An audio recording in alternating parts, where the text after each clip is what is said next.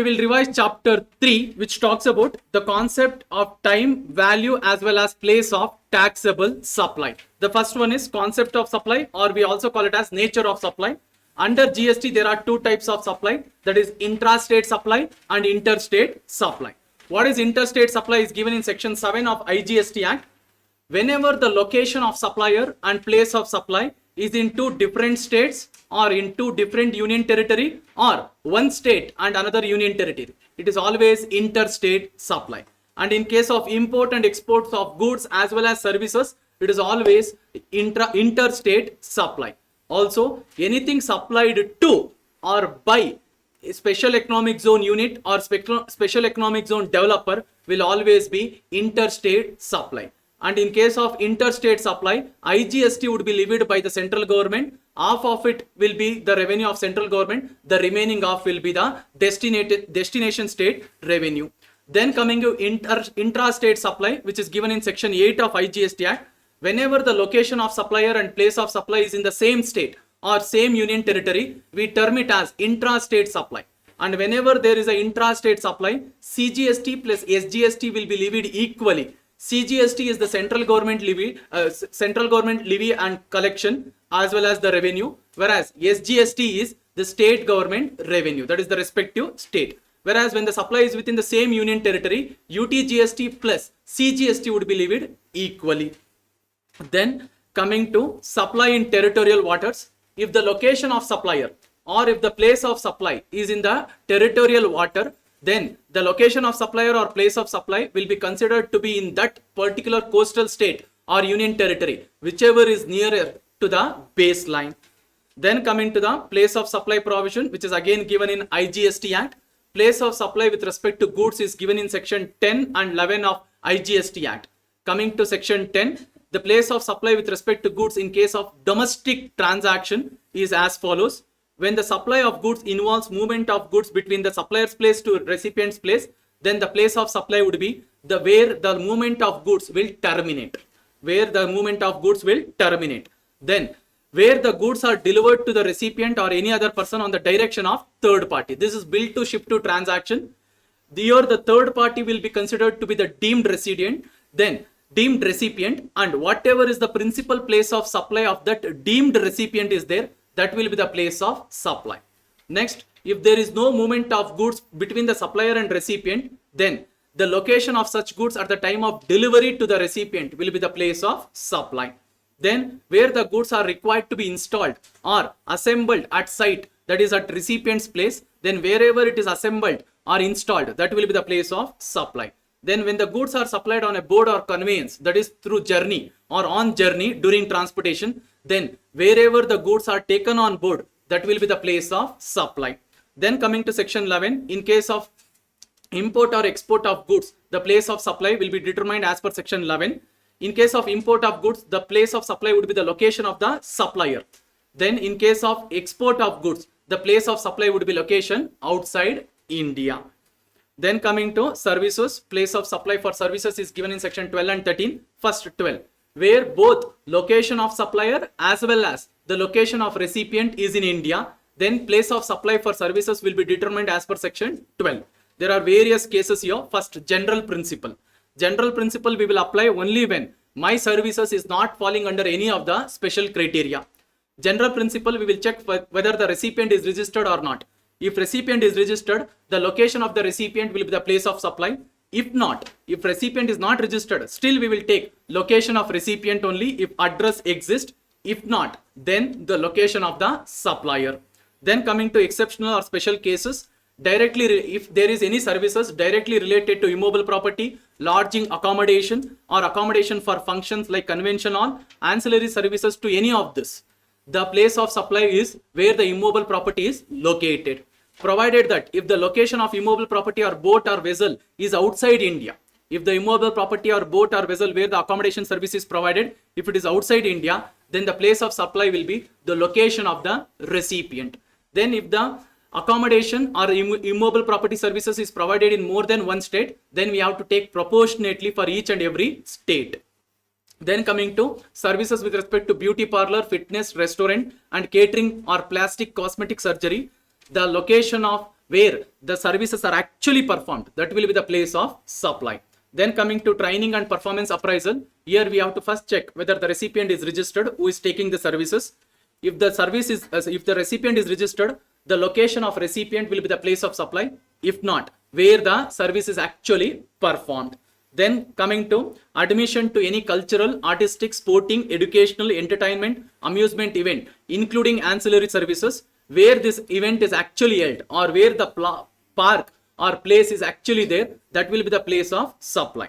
Then with respect to the same, if there is any organization of above events, including conferences, fair, exhibition, etc., and ancillary services relating to it, then we will check whether the recipient is registered. If yes, location of recipient will be the place of supply. If not, where the event is actually held. If the event is held outside India, then the location of recipient will be the place of supply. Then with respect to transportation of goods as well as passengers, same provision is there. If the recipient is registered, location of recipient is the place of supply. If recipient is not registered, that wherever the transportation of goods or passengers starts, the starting point, that will be the place of supply. So on board a conveyance while in transit, conveyance may be a ship, aircraft, train, vehicle, etc. That is during transportation, if any services is provided, then the place of supply will be the first scheduled point of departure. That is again the starting point. Then coming to banking and financial services and stock broking services, location of the recipient. If by chance, if that is not available, then the location of supplier. Then with respect to insurance services, always the location of recipient, that is insured. Then coming to telecommunication services, if telecommunication services is related to fixed telecom line, that is landline, then wherever it is fixed or installed, that will be the place of supply. If the telecommunication services is relating to postpaid mobile internet services, then the billing address of the recipient will be the place of supply. Then prepaid through agent, then the place of supply would be address of the agent or place of payment or sale of voucher coupon.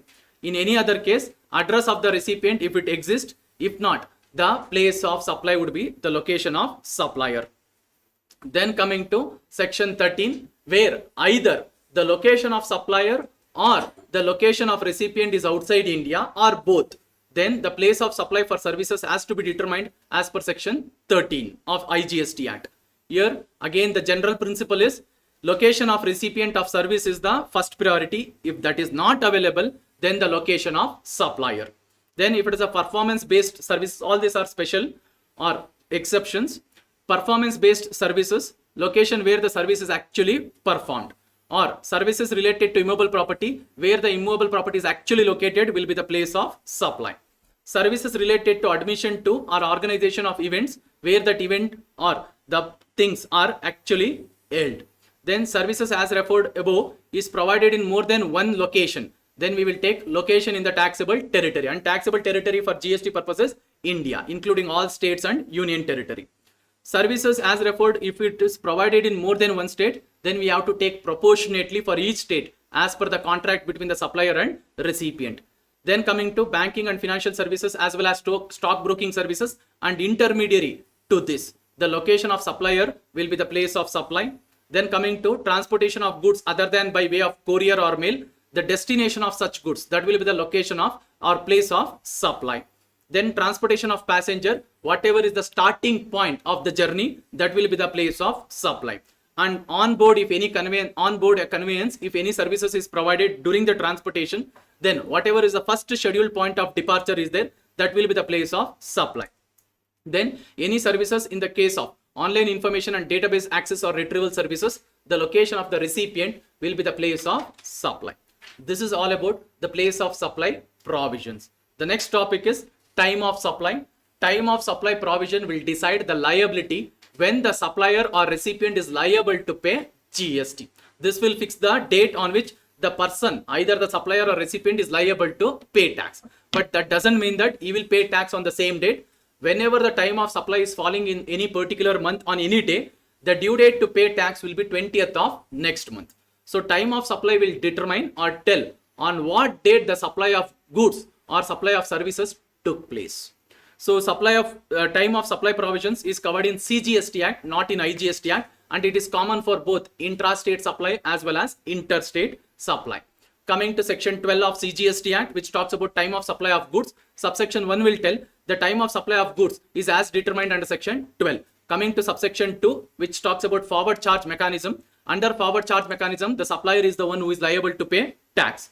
Earlier of the following two dates is the time of supply. That is the date of issue, actual date of issue of invoice, or the due date to issue invoice. And what is the due date to issue invoice is given in section 31, which depends on the type of transaction.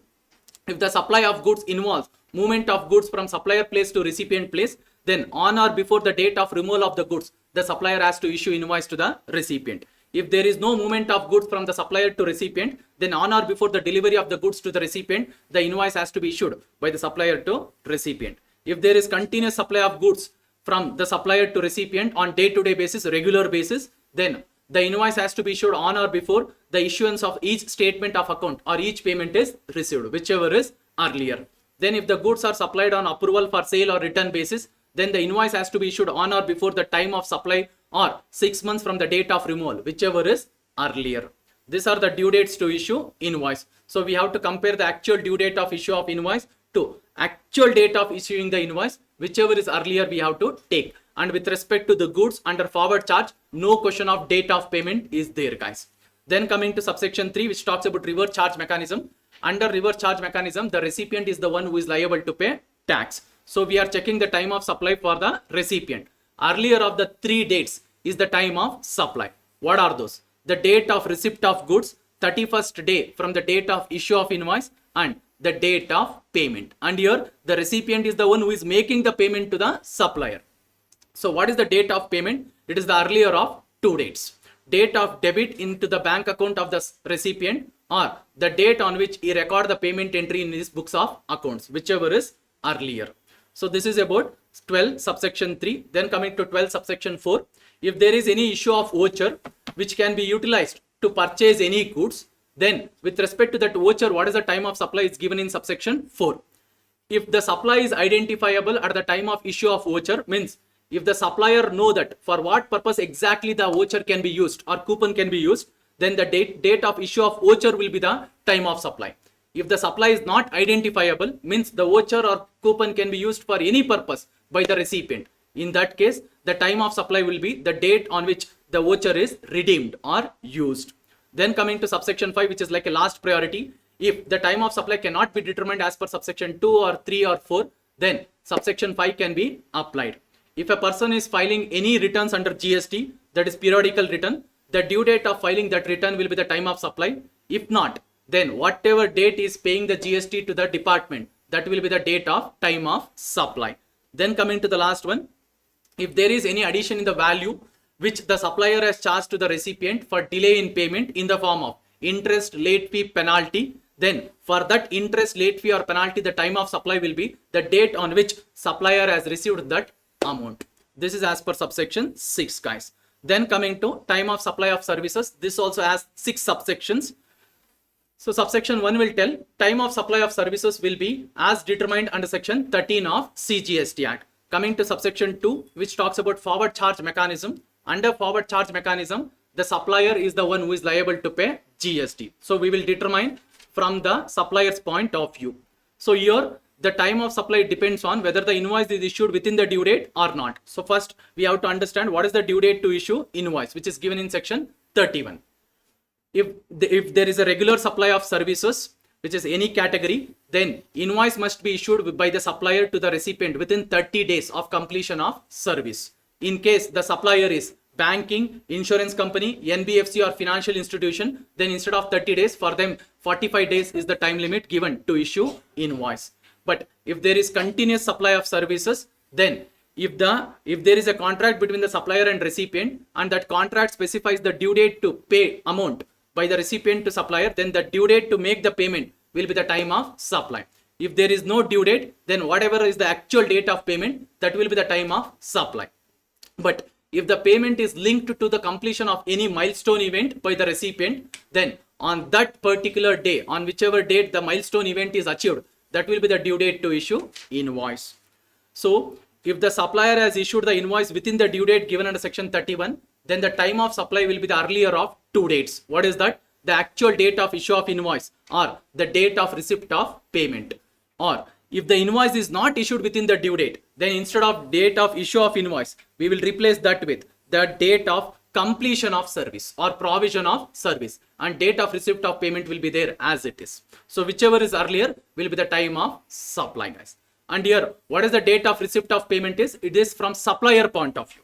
So for the supplier, he is receiving the payment. What is the date of receipt of payment means? Earlier of 2 dates. That is the date of credit into his bank account or the date on which he passed the receipt entry in his books of accounts. Then coming to subsection 3, which talks about reverse charge mechanism, where the recipient is liable to pay tax. So here the time of supply is determined for recipient. Earlier of the following days is the time of supply for the recipient. Here only 2 dates are there. That is 61st day from the date of issue of invoice and the date of payment. Here no date of receipt of service or no date of receipt of goods are there, which is there actually for goods. Whereas for services, that point is not there. And what is the date of payment here is? That is from recipient point. He is the one who will make the payment. So earlier of 2 dates, the date of debit into his bank account or the date on which he record the payment entry in his books of accounts, whichever is earlier. And remaining 3 subsections are copy paste of whatever is given for goods under section 12, guys. Then coming to section 14, which talks about the time of supply for goods as well as services in case of change in the rate of tax. So 14 we will apply only when there is a change in the rate of tax for the goods which I am supplying or for the services which I am supplying. So here first check where the supply has taken place, before the change or after the change. If the supply has taken place before the change, then see whether the invoice date or the payment date, what is falling on supply side, that is which is before. Whichever is falling on supply side, we will take that date as time of supply. Sir, what if both are falling on the opposite side? We will take whichever is earlier. Next, if the supply takes place after the change, then we check what will fall on the supply side. So whatever is after, either the invoice date or payment date, that will be the time of supply. What if both falls on the opposite side, that is before, then we will take whichever is earlier.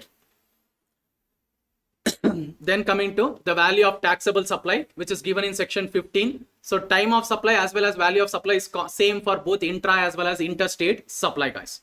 So value of supply is the value on which the GST rate would be levied and the amount of tax liability will be determined either for the supplier or for the recipient as per forward charge or reverse charge. Value of supply is nothing but the transaction value.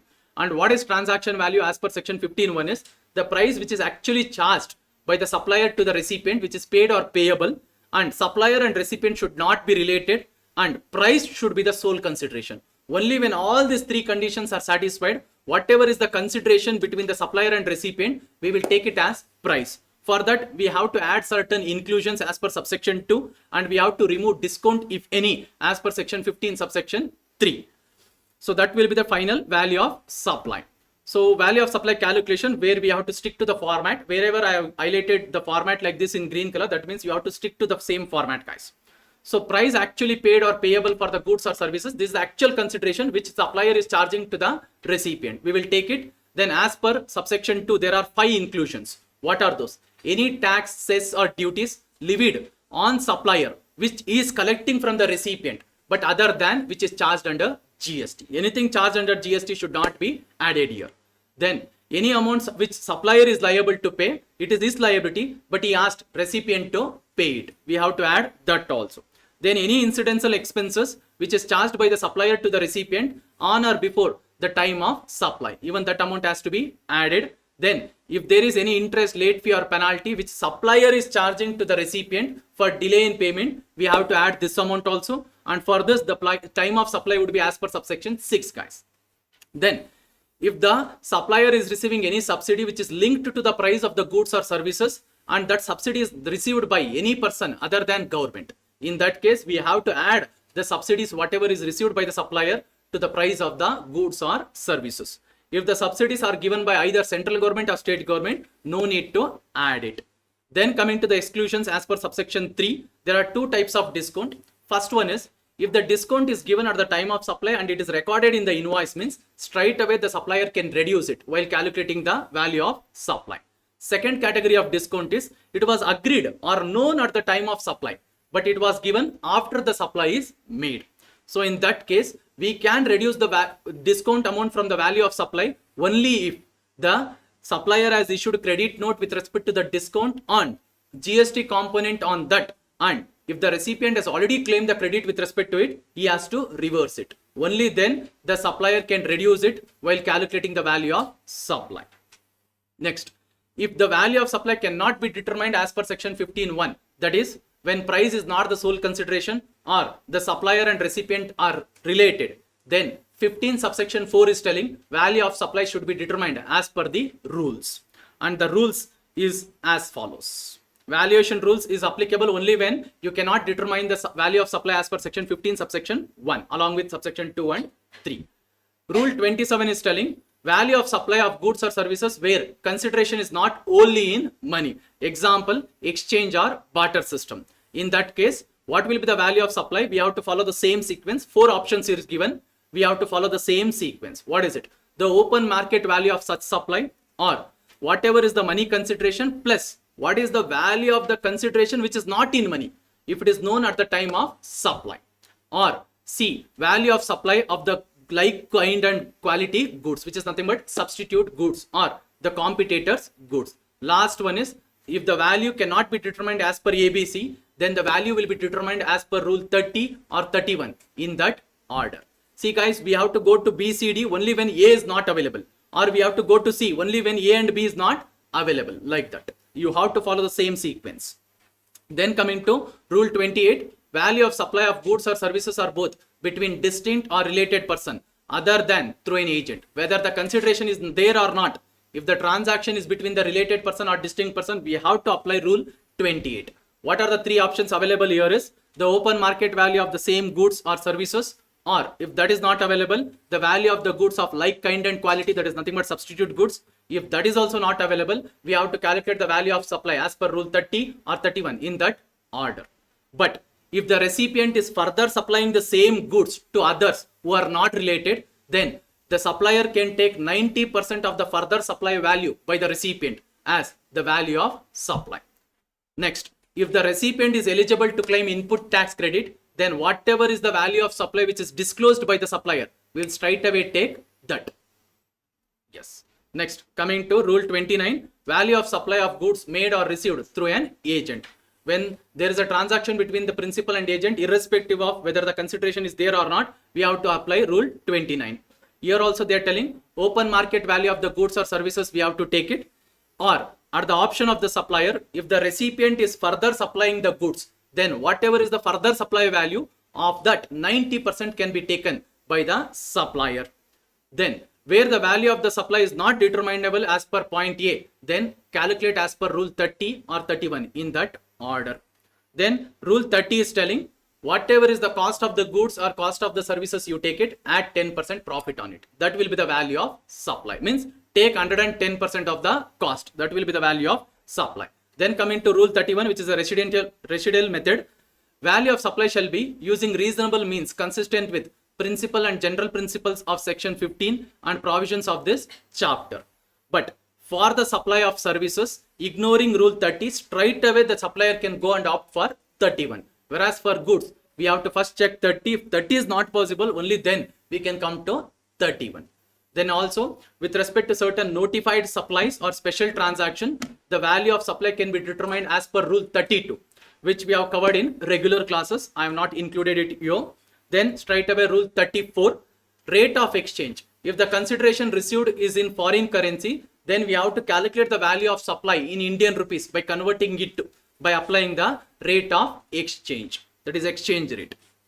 What should be the exchange rate? For the goods, the exchange rate will be as notified by the CBIC, that is the board, under section 14 of Customs Acts as on the date of time of supply of such goods.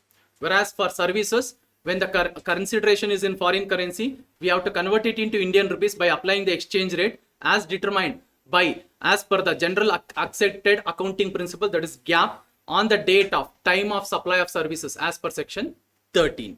Then coming to rule 35, wherever the value of supply is already inclusive of GST, we have to calculate, that is MRP, we have to calculate the value or GST amount separately. How do we determine? If I have to calculate value of supply, take the amount which is inclusive of GST, divide it by 100 plus GST rate into 100. If I have to calculate the GST amount, then take the value inclusive of GST, divide it by 100 plus GST rate into GST rate will give you the GST amount. And also I have given the summary of sections which we have covered in this chapter, as the number of sections covered are more, as well as we have covered the sections under 2 different acts.